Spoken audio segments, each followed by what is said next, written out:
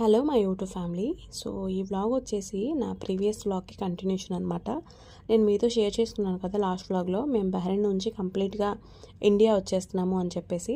So ఇప్పుడైతే Bahrain ఎయిర్పోర్ట్లో ఉన్నాము. ఆల్రెడీ ఆన్లైన్ చెక్ ఇన్ అయిపోయామన్నమాట. సామాన్లు అన్నీ కూడా మేము షిప్మెంట్ వేసాం కదా, కొన్ని కంపల్సరీగా వదిలేయాల్సి వచ్చింది. ఇక తప్పలేదు, ఏం చేస్తాం, టైం అలా వచ్చిందనమాట.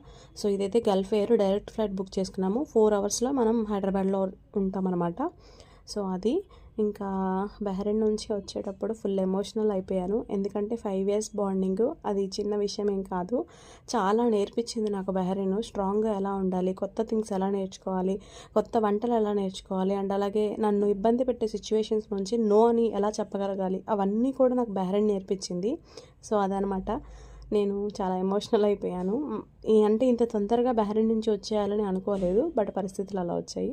అండ్ ముందు ముందు వ్లాగ్స్లో మేము ఎక్కడికి వచ్చామనేది కూడా షేర్ చేసుకుంటాను.